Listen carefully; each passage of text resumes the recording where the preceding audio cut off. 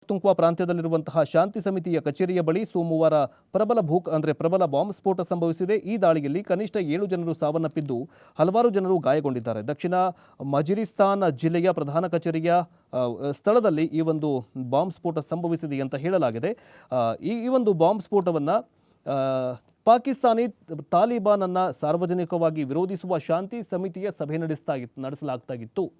ಈಗಾಗಲೇ ಭಾರತದ ಪರವಾಗಿ ಅಫ್ಘಾನಿಸ್ತಾನ ನಿಂತಿದೆ, ಅಂದರೆ ತಾಲಿಬಾನಿಗಳು ನಿಂತಿದ್ದಾರೆ. ಇದು ಈಗ ಏನಾಗಿದೆ ಅಂತಂದರೆ ಪಾಕಿಸ್ತಾನಕ್ಕೆ ತಡ್ಕೊಳ್ಳೋಕ್ಕಾಗ್ತಾ ಇಲ್ಲ.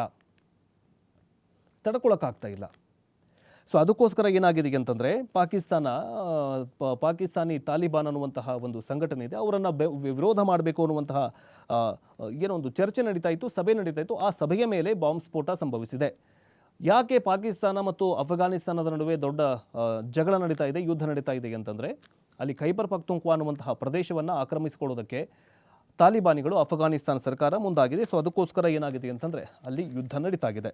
ಇನ್ನು ಮುಂದಿನ ಸುದ್ದಿ ಏನಂತ ನೋಡ್ತಾ ಹೋಗೋದಾದರೆ, ಉಗ್ರರನ್ನು ಎನ್ಕೌಂಟರ್ ಮಾಡಿ ಬಿಸಾಕಿ ಅಂತ ಟಿಪ್ಪು ವಂಶಸ್ಥ ಸೈಯದ್ ಆಗ್ರಹ ಮಾಡಿದ್ದಾರೆ. ಕಾಶ್ಮೀರ ಪಹಲ್ಗಾಮ್ನಲ್ಲಿ ನಡೆದಂತಹ ಪ್ರವಾಸಿಗರ ಮೇಲಿನ ಗುಂಡಿನ ದಾಳಿ ನಡೆಸಿದ ಭಯೋತ್ಪಾದಕರನ್ನು ಕೇಂದ್ರ ಸರ್ಕಾರ ಪತ್ತೆ ಮಾಡಿ ಎನ್ಕೌಂಟರ್ ಮಾಡಿ ಬಿಸಾಕಬೇಕು ಅಂತ ಟಿಪ್ಪು ಸುಲ್ತಾನರ ವಂಶಸ್ಥರಾಗಿರುವಂತಹ ಸೈಯದ್ ಮನ್ಸೂರ್ ಅಲಿ ಒತ್ತಾಯಿಸಿದ್ದಾರೆ.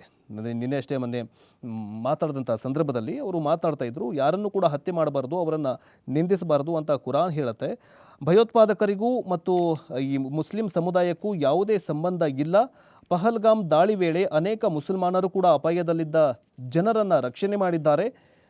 ಕೆಲವರು ಈ ಘಟನೆಯನ್ನು ರಾಜಕೀಯಕ್ಕೆ ಬಳಸ್ಕೊಳ್ತಾ ಇರುವುದು ಖಂಡನೀಯ ಅಂತ ಹೇಳಿದ್ದಾರೆ. ಪಾಕಿಸ್ತಾನದ ವಿರುದ್ಧ ಕೇಂದ್ರ ಸರ್ಕಾರ ಕೈಗೊಳ್ಳುವಂತಹ ನಿರ್ಣಯಗಳಿಗೆ ನಾವೆಲ್ಲರೂ ಕೂಡ ಬದ್ಧವಾಗಿದ್ದೇವೆ.